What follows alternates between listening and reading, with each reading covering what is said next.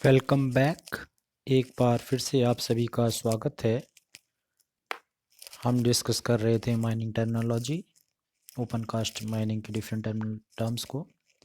अभी तक हमने यहाँ डिस्कस किया है बेंच क्या है, बेंच का क्रस्ट क्या है, टो क्या है, बेंच की हाइट क्या होगी, बेंच विड्थ, बेंच का फेस किसे कहेंगे, बेंच का फ्लोर क्या होता है।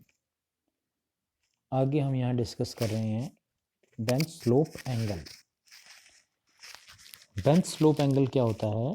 बेंच स्लोप एंगल, जिसे हम फेस एंगल भी कह सकते हैं, it is an inclination of the bench face with the horizontal plane.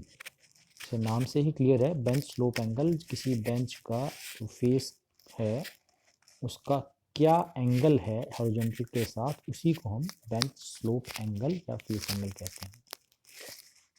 जैसे कि इस फिगर में क्लियर है कि ये इस बेंच का फेस है, तो इसका हॉरिजॉन्टल के साथ, ये हॉरिजॉन्टल है, हॉरिजॉन्टल के साथ उसका क्या एंगल है।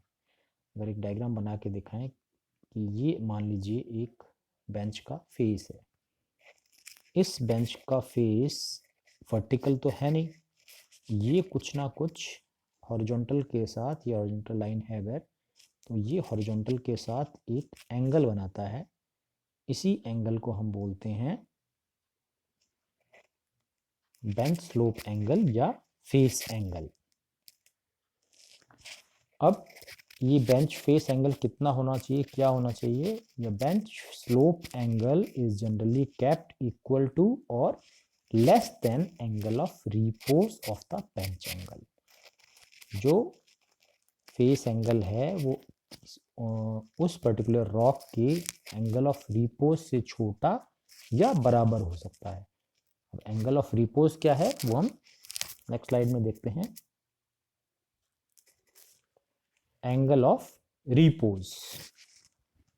Angle of repose, it is the maximum slope at which a pile of loose material will stand without sliding. अगर हम कोई लूज मटेरियल लेते हैं, मान लीजिए हमने यहाँ एक रेत ली, रेत का एक बॉक्स हमारा भरा हुआ है, उसको हम एक पाइल के फॉर्म में, एक ढेर के फॉर्म में लगाना चाहते हैं, तो हमने यहाँ से इस रेत को यहाँ से इस तरह डालना शुरू किया, तो ये धीरे धीरे ढेर बनता रहेगा। आपने बचपन में भी खूब किया होगा कि एक रेत के आपने उठाया और ऐसे मुट्ठी से डालना शुरू किया, तो एक ढेर का रूप ले लेता है। चाहे रेत हो, चाहे कोई और लूज मटेरियल, चाहे आप गेहूं का ढेर लगा लीजिए या किसी और भी रॉक मटेरियल का लगा लीजिए, तो वो एक पर्टिकुलर एक ढेर बनाता है, एक पाइल बनाता है, और उस पाइल का एक पर्टिकुलर एंगल होता है। ये एंगल हर मटेरियल के लिए फिक्स है। It is a maximum slope at which pile of loose material will stand without sliding.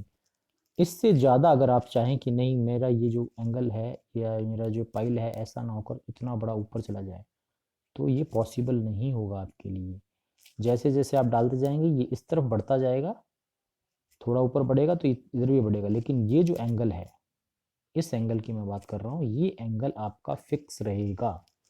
चाहे आपका ढेर कितना ही बड़ा हो, ये ढेर हो चाहे इतना बड़ा ढेर हो, ये जो एंगल है ये हमेशा इक्वल रहेगा। ये जो एंगल है, चाहे ढेर छोटा हो चाहे बड़ा हो, ये एंगल सेम रहेगा। अगर कहीं मान लें कि ये 30 डिग्री है, तो यहाँ पे भी ये 30 डिग्री ही होगा। तो किसी भी लूज मटेरियल के लिए एक मैक्सिमम एंगल होता है, जो उससे ज़्यादा अगर करेंगे तो स्लाइड होके नीचे, उसमें कोई मटेरियल और डालेंगे तो उससे ज़्यादा अगर मटेरियल डाल देते हैं हम, तो वो स्लोप स्लाइड होके नीचे आ जाता है। तो उस मैक्सिमम एंगल को बोलते हैं हम एंगल ऑफ रिपोज। तो जो लास्ट हमने पढ़ा था कि बेंच स्लोप एंगल, तो उस फेस का एंगल जो हम रखते हैं हॉरिजॉन्टल से, वो उस मटेरियल, जिस मटेरियल से वो बेंच बनी है, मान लीजिए आप किसी क्ले की माइंस में हैं, तो ऊपर ओवरबर्डन में जो आपकी मटेरियल है, यहाँ पे अगर बजरी वगैरह देख रहे हैं, तो उस बजरी का जो एंगल ऑफ रिपोज होता है, वो एंगल ऑफ रिपोज जितना होता है उस एंगल से या तो कम हो सकता है ये फेस एंगल या बराबर हो सकता है। अगर उससे ज़्यादा आपने रखा तो ये अनस्टेबल कंडीशन हो सकती है और ये आपकी माइंस कोलैप्स हो सकती है। एंगल ऑफ रिपोज हो चुका है। नेक्स्ट है bank width. Bank width it is a horizontal projection of the slope face. जो हमारा स्लोप का फेस है इसका हॉरिजॉन्टल प्रोजेक्शन, हॉरिजॉन्टल डायरेक्शन में कितना प्रोजेक्शन है उसको बोलते हैं हम bank width.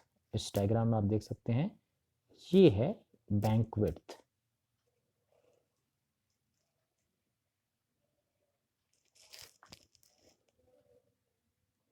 It is use to measure overall slope angle, और इस बैंक विड्थ का हम इस्तेमाल करते हैं ओवरऑल स्लोप एंगल नापने के लिए। ओवरऑल स्लोप एंगल क्या है हम आगे आने वाली वीडियो में डिस्कस करेंगे।